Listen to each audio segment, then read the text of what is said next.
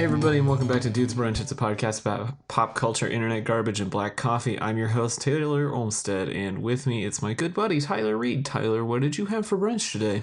Hey everybody. Today for brunch, had the same damn thing, but as a special extra bonus, I decided I was like, fuck it, I'm gonna go get some after brunch.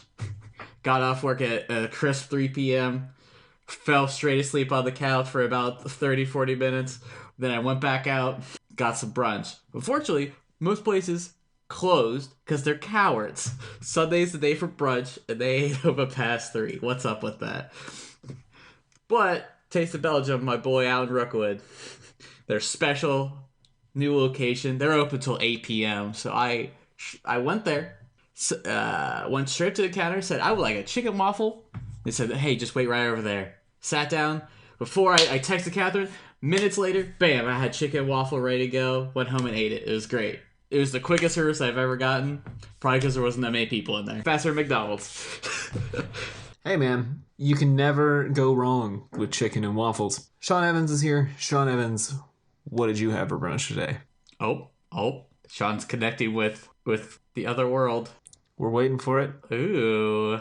He's consulting the spirits of Elton John. Really savory, this flavor. This is my kind of seance. Hold me closer, Tiny Evans.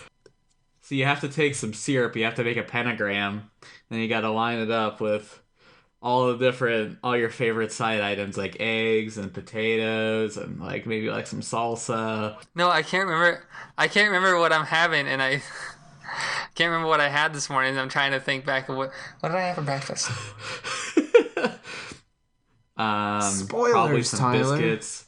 What did I have for breakfast this morning? Oh, that's right. I finished up a coffee cake that I made last week. Okay. It sounds delicious, Sean. I'm glad you finally remembered. I couldn't remember. I honestly was like blanking. I was like, well, I don't want to say anything and have all this rambling before I come out and say exactly what I had, because I hate doing that and it being on this show every week. But then I blanked. I was like, I don't remember what I had. Are you dragging me, Sean? Is that what that was just now? I listened to like 3 of our shows this week, and I was like, God, I hate it when I'm like, hold on, let me think about it.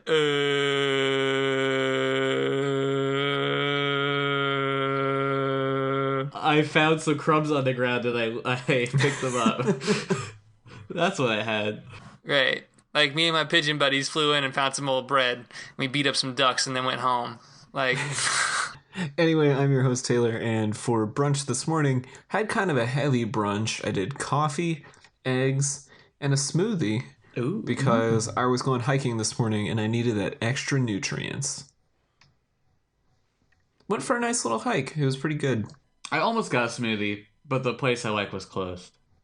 Sad day. Sad day. I doubled down. I got a burrito and a Nutella croissant, so I was a little piggy this morning. Lots of carbs. So I did not need them. It's my number one enemy right now. So in lieu of some follow-up, I just wanted to check in with you guys. It's coming up on springtime. Lots of new music dropping right now. What are you guys listening to at the moment? What's your current jam? Oh, fuck. Wasn't prepared for this one. Just kidding. I'm always prepared. Last night, Catherine and I went through every cover of Kids in America. Turns out there's quite a few versions of that song. We deduced that the best version was the original, followed by the Muffs, who's a sort of alternative rock band that covered it. I think for the Clueless soundtrack, maybe? I don't know. Okay. That's not what I was expecting, but all right. I guess I just need to not expect things from you anymore. Sure. Other than that, I'm still listening to Lo-Fi Chill hip-hop study playlist. So. Basic. Still me. So basic. Sean, what have you been listening to? Hold on, I'm trying to figure out what this... Oh, it's this composer called Sly Fifth Avenue. I'm down with this. I have listened to this too. It's amazing. Can you explain to the folks what Sly Fifth Avenue is? I've been rocking out to that a lot lately. How do I say this? Hey, that's He's like a contemporary jazz composer, but with some hip hop flair too. Yeah. No, it's definitely like modern. It's not jazz, it's like instrumental or anything like that. It's accessible. It's nice. Yeah, definitely accessible. Yeah. I actually discovered them when we were eating at Chipotle. What's a track? An album, a playlist. Let me find the track real quick. The song that I really like by them. Do either of you use apps that like are like Shazam or whatever, or you listen to you use that? What's the one that you use specifically? Shazam is built into Siri now, so I just have Siri do it. Oh, is Siri good at that? I feel like she's actually bad at everything. Surprisingly, yes. That's like one of the things that she's really, really good at. Oh, good. Because it's just using Shazam. To answer your question for me, Tyler, I really like the Composite EP, which came out in 2017 from Sly Fifth Ave, especially the song Super Rich Kids. That's the one I'm going to send him right now. Oh, yes.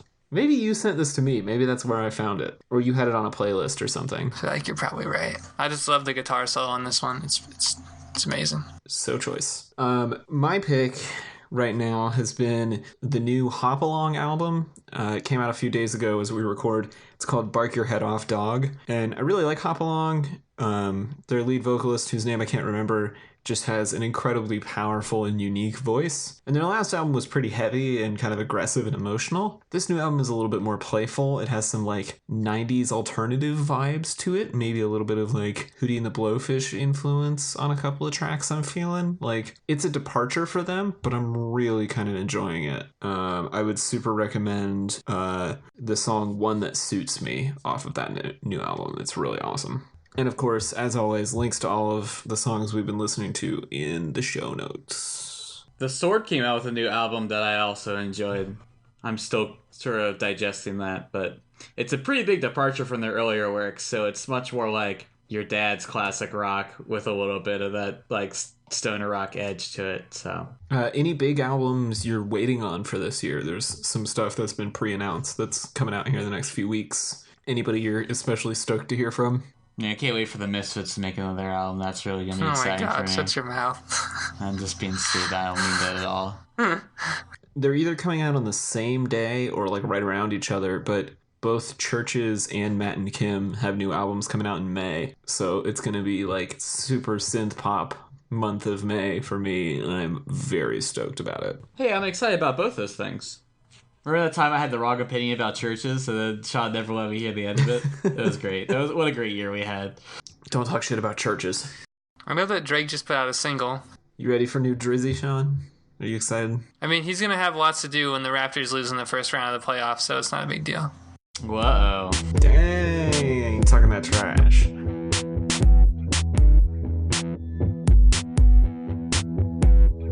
So for our main discussion this week, we're going to be kind of big picture in the wake of Cambridge Analytica and some of the controversies that are going on over at Facebook. A lot of the internet has been talking about delete your Facebook or like fire Mark Zuckerberg or all of this stuff. But I'm also starting to see some people reacting to this in kind of going back to internet fundamentals. So going back to personal blogging and RSS, and there are lots of op-eds and Medium posts about like getting back to the roots of the web. And I wanted to talk to you guys about that as people who kind of came up in the, call it the adolescence of the internet, the early social media age. So I linked to a post from Anil Dash, who has been around for a long time, software engineer, web writer, generally kind of the scene guy, Anil Dash.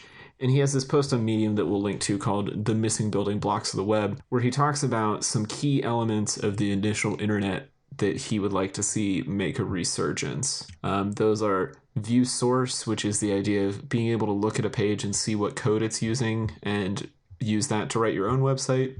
Authoring, so the idea that people actually do write their own websites and build their own things. Embedding, which is a little bit technical, but it's essentially taking parts of somebody else's site and putting them into your site. And then just the general idea of like having your own website and using it to do your own stuff as opposed to living your internet life on Facebook and Twitter and these sorts of things. So I know for me, and I think for you guys, most of my internet experience happened kind of from MySpace onwards in the social media age. But after reading this and kind of looking at some stuff this week, what do you guys think about this idea of an internet with no or with less social media? That's a really good question. I mean, I think this might not be that hard of a question if it's for somebody who uses the internet for something more than social media. I feel like a lot of people use the internet for social media, and I'm one of those people. My primary use for the internet is social media. There are other more job-related functions that I use the internet for, but by and large, on my phone at least, social media apps and communications and stuff like that. So there was certain points in my academic life where I was using it for research and other things like that, and I was using different databases and whatnot, but now it's mainly for news and social media. I think that my work is more closely tied, I think, to social media. Mostly because I do kind of like designing in that space, and I kind of like my work has almost started to kind of like revolve around like the sort of interaction with people. Like, what kind of things can I make that people like?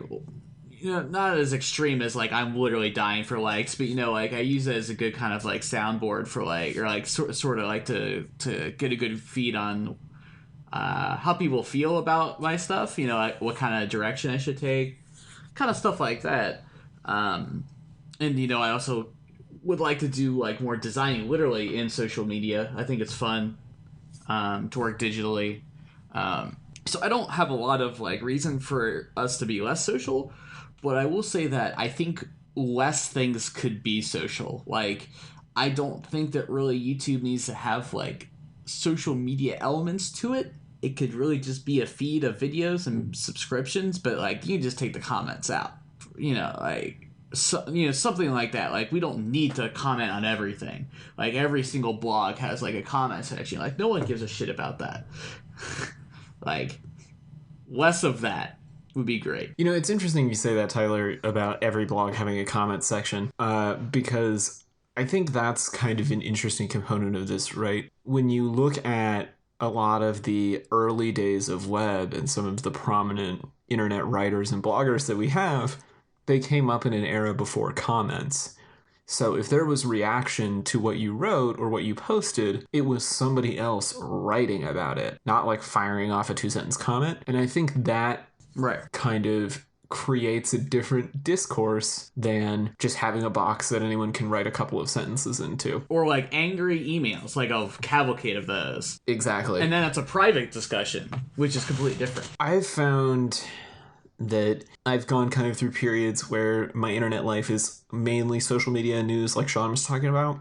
But recently, I've been trying really hard to use the internet in other ways. I mentioned it on the show a couple weeks ago during Shameless Plugs, but one of my things that I'm doing right now is I have a bet with a friend that we're each going to write one blog post per week for the year of 2018. And every week that we miss, we have to buy the other person a beer. And it's been really interesting to like have this challenge of creating something that lives outside of Facebook or Twitter or Instagram once a week, outside of the podcast, because the podcast is something else that we do. But, it's pushed me into parts of the internet that I don't normally go into, trying to find ideas of what to write about. And the more I look at what other people are writing online and the community of people that are creating stuff online outside of social media, I'm reminded of days before we all posted all the time everything that we made on Facebook. And I think this article from Anil Dash is kind of like pushing towards that, right? He really wants this idea of like, you have your own space where there's no algorithm that's controlling who sees your stuff. If somebody comes to your site, they're going to see your stuff. And yeah, you have to get people to go there, but such is the world we live in, right? It would be just like, I guess writing a newspaper, like you have to get people to buy it and read it. Well, you have to get people to go to your website. Does that feel different to you guys, like publishing something in your own space as opposed to putting your content onto social media? Yeah. Yes. I mean, this is a really interesting thought for me because it's like reverting to the past of creating it as like seeing the internet not as a platform to launch something, but as it's like a storage, like a journal, right? Mm-hmm. More than a platform. I don't know. What's the technical term for that? You know what I'm talking about, Taylor? Yeah, it's like you're using it as more of a personal space than a public space. Yeah. Does that appeal to you at all? To me personally, not that much.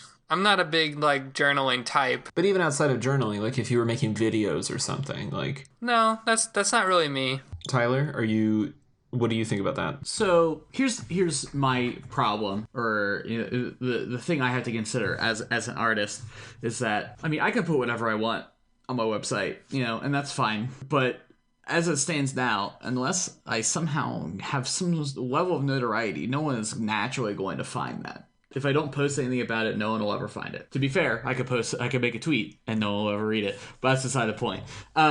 So I think I think I should always post on my website, but I think I don't think it's maybe about posting to literally every website that's important. I think it's about knowing which ones to post to, and I really think that that's probably why we have so much bloat, because there's so many different sites to upload to. So it's like Dribble, Behance, Instagram, Twitter, Facebook, Tumblr, I guess Pinterest, Reddit, Pinterest, and that's just the big ones. There's so many. There's DeviantArt. So and eventually it starts getting more niche, and so it's like, should I post to literally every one of those? Probably not. I like posting a Dribble because it feels more kind of like the work that I'm making, and like Instagram because that's just kind of like the easiest to share kind of like media, like image site, basically. Other than that, I pretty much just say fuck it to everything else because I just can't. I can't reformat everything over and over again. I can't spend literally hours changing pictures to fit every format. But none of you have that problem because... I have that problem at work. You're not visual artists. Oh, right, that's true. But if you write something, you can just copy and paste it right onto another thing. But I think that's the interesting question, right? It's like... So, do you want to do that? Getting beyond your current day circumstances of, in order to get noticed, I need to share on Instagram and I need to do Behance and I need to do all these things. There's kind of this larger ideological question of the web of does your content live on a site that you own and host and it belongs to you, or are you putting your content out onto these platforms to be discovered by other people but giving up some of the ownership by putting it on someone else's servers and agreeing to follow their terms and their algorithm and all of this stuff? And that's what I'm finding so interesting right now, because I'm starting to think that maybe if people care enough about the content you make, they will go wherever it is that the content lives, right? That's true, but there's also the part, why web comics really aren't as much of a thing anymore, because it used to be a really big thing and people would go to individual websites just for those. But, you can't get me to go to, an individual website just to look at, if it's not a wiki or a database or, a conglomerate of, different things together, I just can't be bothered most of the time, which is unfortunate. That's actually the question I was going to ask next. So, Sean, do you go to individual websites, or are you, reading everything in some kind of aggregated feed? I use aggregated feeds, but then I go to the website because there's certain sources that I trust a lot more than other ones. But I use the aggregated feed to kind of see what everybody else is saying. For example, if there's one website that is posting a news article and it looks kind of weird, it interests me, I'll use the aggregate site to check and see if there's other sources that I trust more that are reporting on it. Because if there's not, or if it's the only one, I'll probably just skip over it because I don't want it to be unsubstantiated, right? I take that seriously. But I also don't like aggregated sites a lot too, because I feel like people are really good. I shouldn't say people. Companies are really good at figuring out how to make their articles post at particular times and get them into these top of the algorithm, in the same way that you can figure out how to make your website the first search on Google when you type in donuts. People are able to trick these algorithms into their site being this really good quality news source when it's not. So that kind of is similar to how I consume these sorts of things as well. I use an RSS reader. I don't know if you guys... Have you ever used an RSS reader, or do you currently? Yeah, I know how to use it, yeah. Tyler? An RSS reader. Do I know how to use a what? So this is why I wanted to bring this up. I almost not. sent you guys an article about this. I'll link it in the show notes. It's called Is RSS Making a Comeback? It was a great piece on, I think, Wired. So basically, let's say you have a blog, and you post articles in succession on the blog. You post one on Monday, then you post one on Tuesday, then you post one on Wednesday. The technology that assembles those posts in the correct order and displays them on a page is called RSS. It stands for Really Simple Syndication. Now, podcasts run on RSS. They're just audio files distributed on a feed that's basically RSS. They've done some other funky stuff to it, but it's basically RSS. There are programs, and there are fewer of them now, although they're starting to become popular again, that read RSS feeds. And so rather than having to go to the New York Times and read all the articles, an RSS reader will ping their feed and pull them all into your reader. And then you see the headline and the first couple of sentences, and you can click through to the article. And so I've been using an RSS reader since,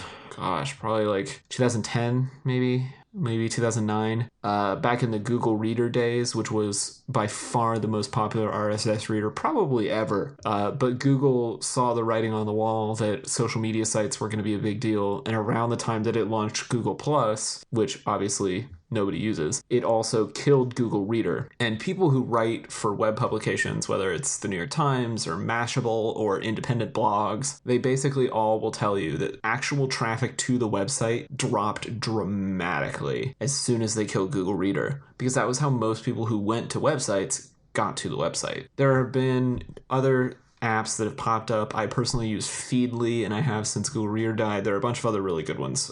But after the death of Google Reader, a lot of people would just use Twitter or use Facebook to see articles from publications they liked and go to them. Problem is, as those feeds have become based on algorithms and not based on just here are all of the posts in chronological order, you don't always see everything. And so it becomes a little bit difficult to figure out, like, am I seeing the actual news or am I seeing what the algorithm wants me to see? And so with an RSS reader, I use it with my trusted sources like Sean was talking about, where I have like maybe 10 sources in there and I skim the headlines.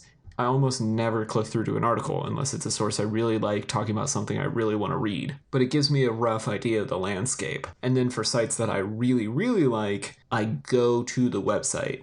They feed into my RSS reader, but I've usually read the post by then. So a good example, and I posted this in the links. I don't know if you guys read this, but I really like a site called Daring Fireball, which is maintained by John Gruber, who's another one of these like old time, been around forever web guys. He created Markdown, which is what you've used if you've ever written a post on Reddit. I really like reading Daring Fireball. It's kind of like my end of the day thing at work because he writes about a lot of tech stuff, mostly Apple, but general tech industry. And so I go to Daring Fireball probably once a day and just check in and see what's going on. And he does a really good job of summarizing things. But for the most part, like Sean was saying, I do the feed level aggregate landscape headline skimming pass at stuff. And then I go to like a Daring Fireball or a New York Times or something and actually read the individual stories that I want to hear about. That's so interesting because I feel like that's the whole reason why like Dig was made or like why Reddit became like a thing is because we didn't have a way of aggregating all those posts all together, and those were ways of like finding like information for things that you like.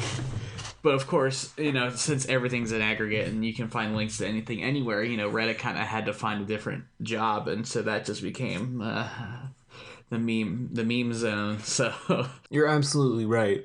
There's a really good subreddit called r/TrueReddit, which feels a lot more like old school Reddit or Dig. It's just like interesting articles from all over the internet. Mm-hmm. I can almost recall that. I can almost remember old Reddit. And I'm like, oh, I do remember these articles to just random things, the places. Not like for every card game or like video game or whatever I play, and then just a bunch of stupid memes and rage posts about whatever. So there are kind of two directions I wanted to take this conversation, and I guess let's start with these aggregators, right? Your Reddits, your Digs, your RSS, your Apple News, Facebook, Twitter, all that stuff. They're all essentially bringing a bunch of stories from a bunch of different places together and then pushing them out at you in a way that they think you're gonna like.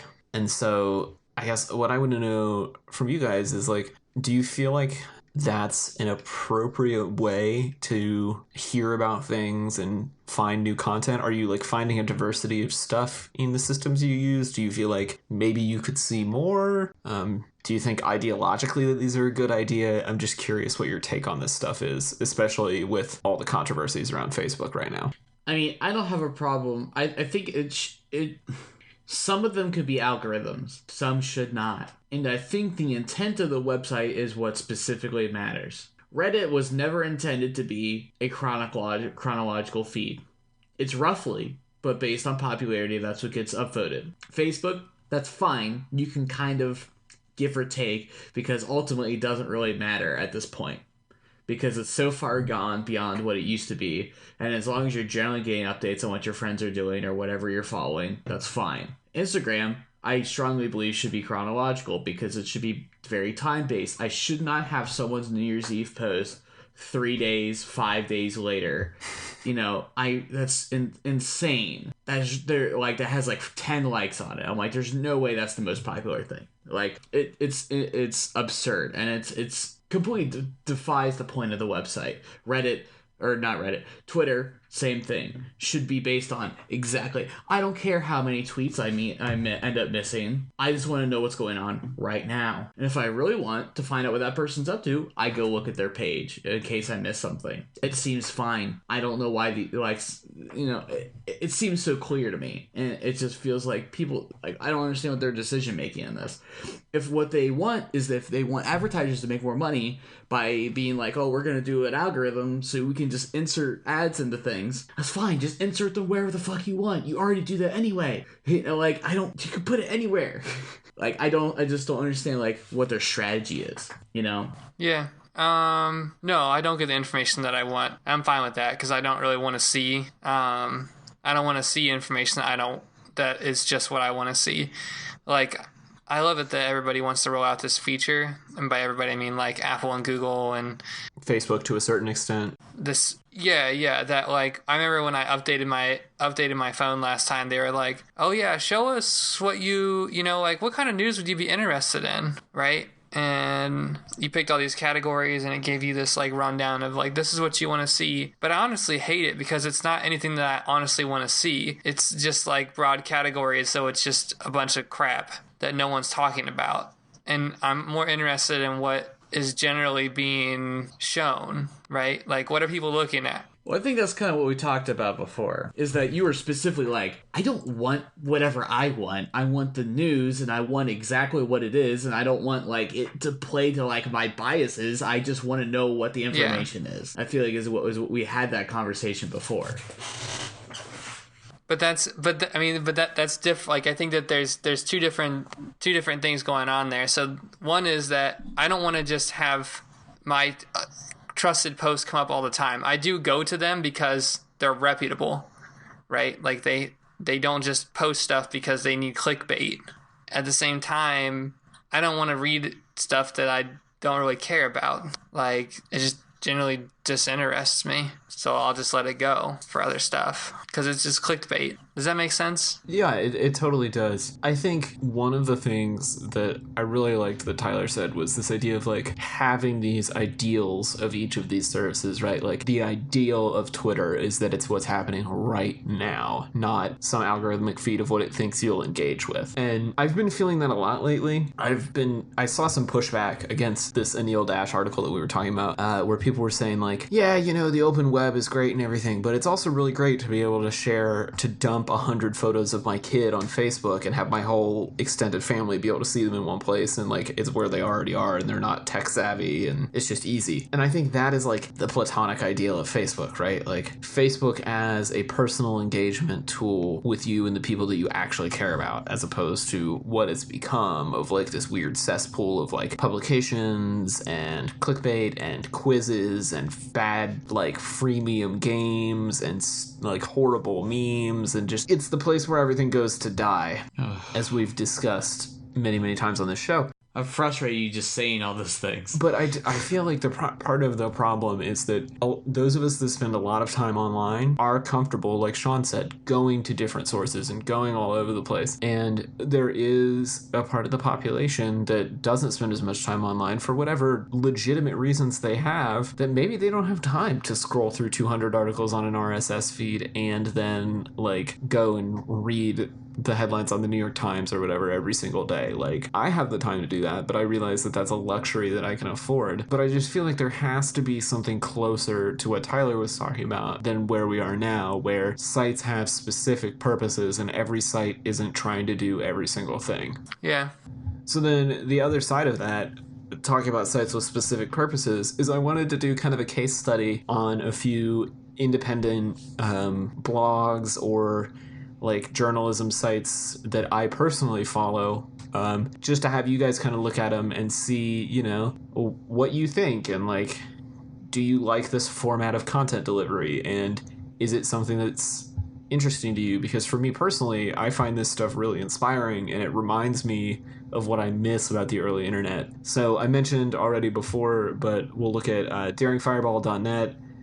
Let's take a look at kotkey.org, and then we'll look at futilitycloset.com. And these range in terms of content spectrum pretty drastically. So I'll do a quick like rundown of each of these sites, and then we can kind of get into the details together.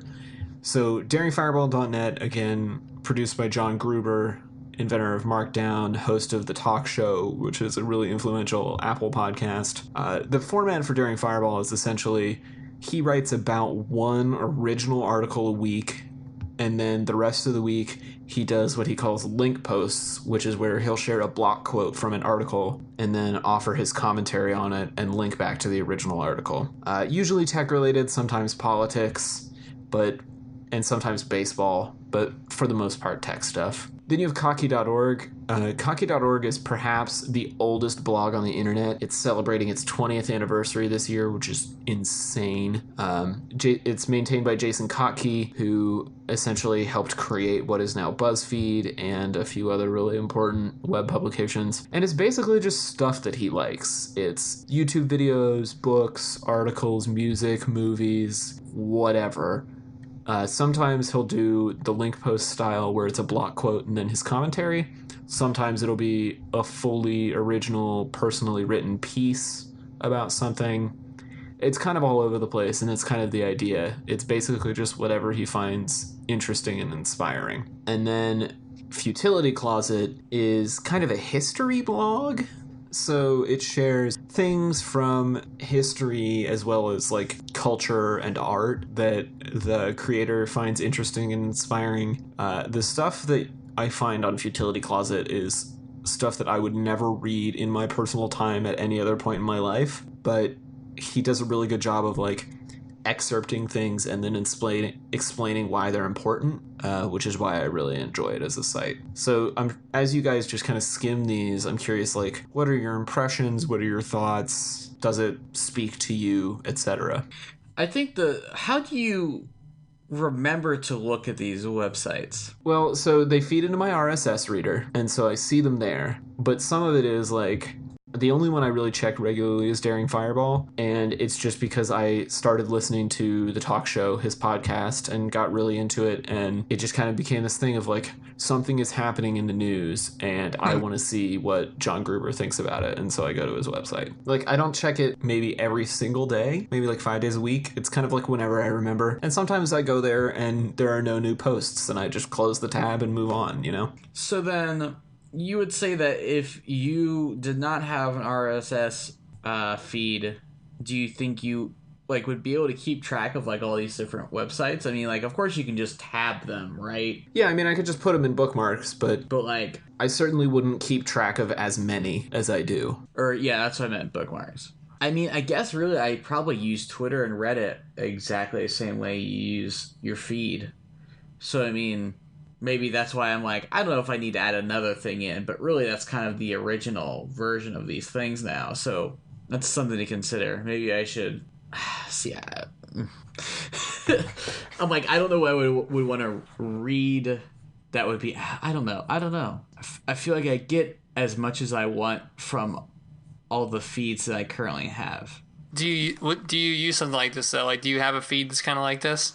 I mean, I frequently use YouTube, Reddit, and Twitter, sometimes Facebook, and so like I get all the things I want from like people who make stuff on YouTube, artists that post their art, or like bands or whatever. You know, Spotify lets me know when new artists have new music out. See, I feel like you're all in on this algorithm thing.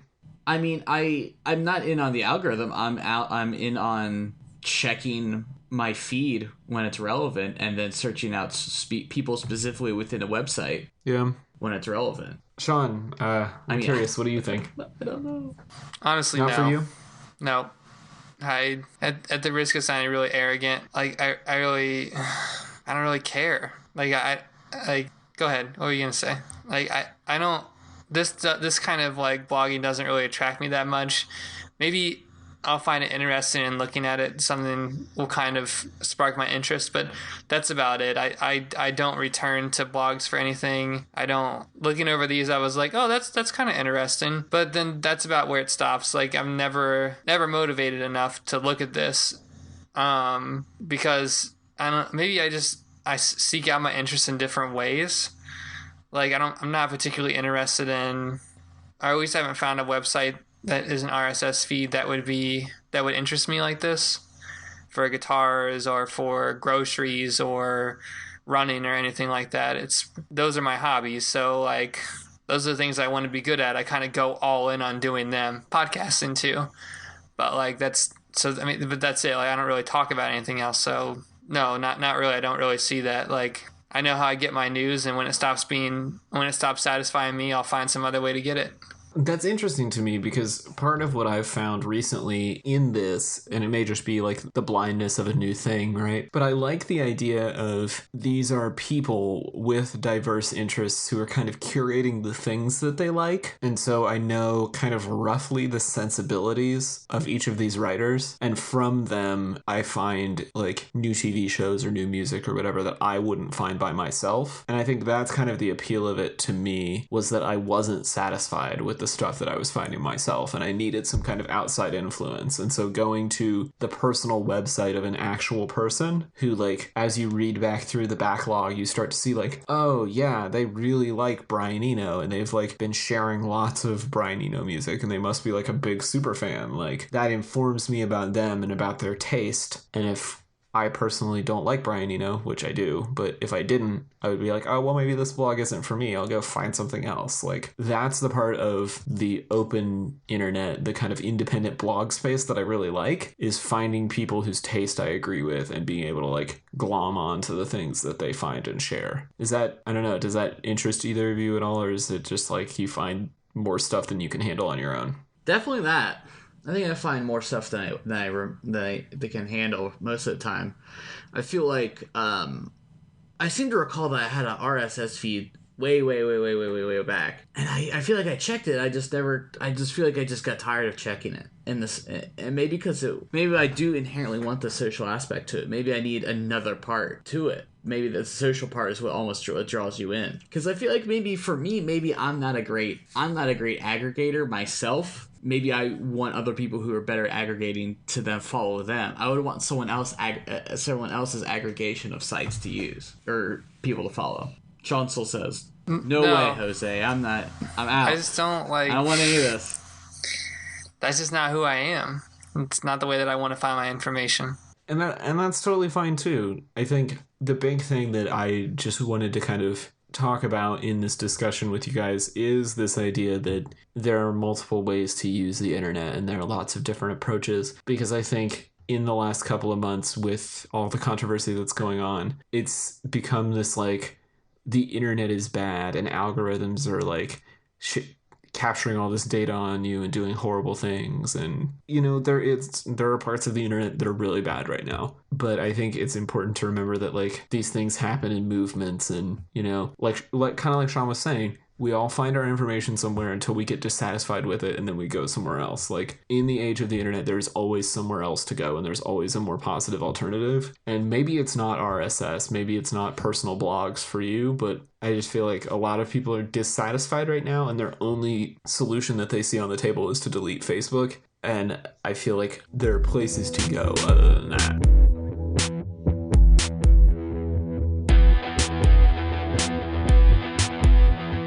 Alright, are we ready for some internet garbage? That's right. Yes. Oh man, I got a good one for you guys this week. Oh, I'm so excited. Tyler foreshadowed it. Oh man, I'm so pumped. Here we go. You guys, this video is from 2015. It's from a channel called Rodent Kid.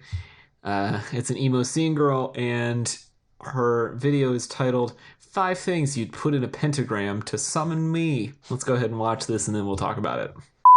You know this is going to inevitably make me ask, what 5 things would you have to put in a pentagram to summon me? That's literally the only reason I pulled up this video. You know, knowing that you set this up for me to have to give you 5 things about what I don't want to do this anymore. Too bad. Actually, you can stop at 2:29. The rest of the video Okay, doesn't good. matter. So, Oh no. Rodent Kid here is telling us all about the 5 things that you would Rodent Kid? put into a pentagram No, to seriously, summon her. that can't be their name. That's her username. That's what it says. It was 2015, Sean. Granted, I'm pretty sure My Chemical Romance had broken up by then, but still. I mean, let's talk about these 5 things. So the first thing is a can of low-sodium Blue Diamond almonds, because these things are so good, y'all. They're so good. The second thing is a My Chemical Romance CD, because if you're putting something in a pentagram, the second thing is eyeliner, and the third thing is a My Chemical Romance CD. They really kind of go hand in hand, because you can't have a pentagram without eyeliner and MCR. Then there's the amazing book, This Amazing Book Is Not on Fire, which is the book from Phil Is Not on Fire, who is a YouTuber. It's fine. Whatever. And the fifth thing is her phone, which represents you, her YouTube audience, all 340-something people who have watched this video. Oh. All of our reaction as we watched this was basically that we feel like we knew this girl, without singling out people that we know. Didn't this remind you of tons of people we went to high school with? Yes. I mean, it does only because that's what was relevant at the time, Taylor. I feel like if you go to a high school now, I feel like there would be some, but by and large, not a lot of people will probably look like this. I feel like the teens these days are more fashionable. These You mean days. they're not wearing eyeliner and sitting on the floor talking about pentagrams? I mean, they are probably still doing that, but it's a much more ironic way of doing it. I love that she has the My Chemical Romance Black Parade CD, but she says, I've taken the front thingy out because it had a poster in it and I wanted to hang it up in my room. Which is really like the most, like she's just doing the most scene kid right there. And I love it. I mean, what's the point of putting a poster in the CD jacket if you're not going to use it as a poster? You're not wrong. Why would they make that? Seems like the proper application of the thing that they made. She also says, I would look at the poster every day and cry, which is the appropriate reaction as a scene kid to anything My Chemical Romance does. So, again, perfectly on brand. I approve. You owe me my life back. Oh, come on. This is not the worst thing we've watched on this program. Oh, no. By far it is not, no. I feel like you have to really reserve that for things that really don't matter. And I feel like that there was some benefit gained from that. Like, I mean, it... For the record, the last time Sean said that was on My Roommate Sonic, which was... last week? 2 weeks ago? It wasn't that long ago. Now that was... I'm running up a tab, guys, just to let you know. I think that internet garbage was poorly conceived because I feel like had you put it in the context of all the other games in that game pack... We're not here to critique Emily's choices. What we're really here for is the Sean Evans question. Because as soon as I saw this video, I knew we were going to have to do this. Sean, what are 5 things they'd put in the pentagram to summon you? You gotta give me... You should ask Tyler. He probably knows off the top of his head. All right, Tyler. 5 things. Pentagram. You. Go. A yokai watch. Oh my god. A lucky cat. A Hario V60. That's a coffee device for all you plebes out there. A patterned short sleeve button down shirt. And I have one more. A kitty. No, that's a good guess though. That's a good one. That's in my list, but that's the short list, I think. That's not 5 things unless you're counting a kitty. It's a pentagram. You need 5. You're at 4. You need 1 more. Oh shit! Hold on. Where am I at? Okay. All the things I want are just like plushes or like physical objects. There's like no, like I'm like a real Akuma action figure. Sonic 3 for Sega Genesis. Oh yes, that, and maybe also a dragon Zord from Power Rangers. I'm 5 years old. I can tell Sean is just like waiting to tear into this, to throw some shade. No, He already said it. He's a simple man who just wants action figures And coffee and and button-down t-shirts. I think those are all great things. Sean, what would be in your pentagram?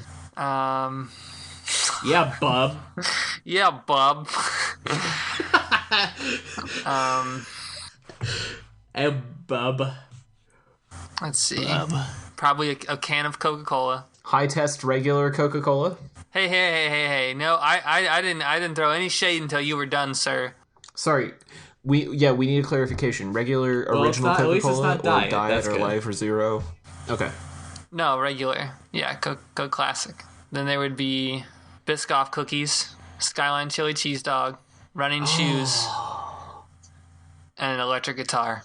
All very solid choices from Sean. I'm a simple man. Although I'm noticing that 3 of them are food items. This actually confirms my theory that the way to Sean's heart is to feed him. Hey, listen, if you want stray cats to come around, just put out food. This is a valid point. Bears forget. So in my pentagram, if you were to summon me, it would be, of course, your locally brewed IPA of choice. Because I gotta lean into that hipster bullshit. You know me. I'm all in on it. A lightning cable, because you can never have too many of those. Let's say really any kind of device with access to the internet. I don't really care. It's more the representational device, like how her phone represents the audience. It's something to represent the internet. A good looking striped shirt, sweater, button down, t-shirt, doesn't really matter. And then a fairly enraged think piece about basically anything technology or Apple related. Those would be my 5 things in my pentagram. See, wasn't this a fun little exercise, guys? The audience got to learn all sorts of new things about us. No. Yeah.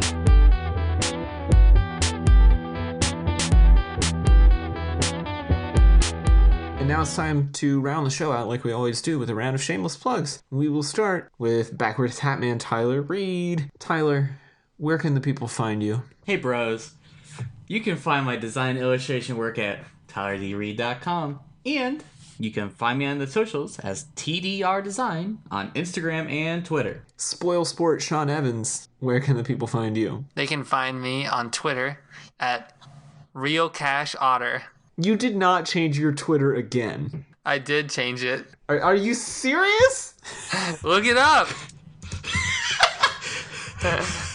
This is some Deus Ex Machina bullshit. I can't believe this. How many times have you changed your Twitter name in the last 3 years that we've been doing this podcast? Probably 3 times. Oh, he's not kidding, folks. His new Twitter username is literally @RealCashOtter.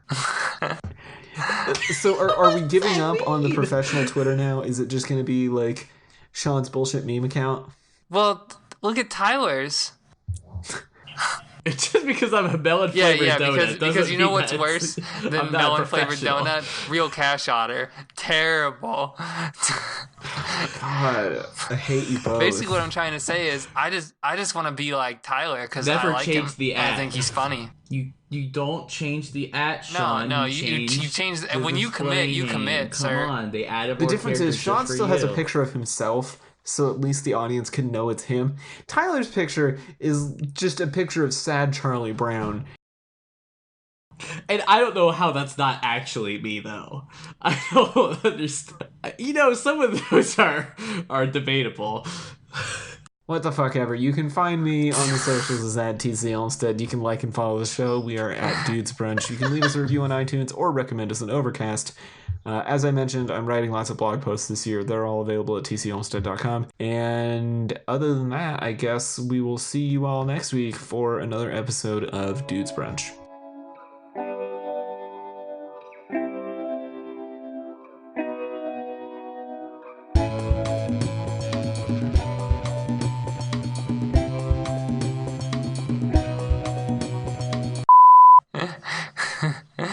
Blam, blam, blam. Blam, blam. What a great episode. And Taylor's getting real mad.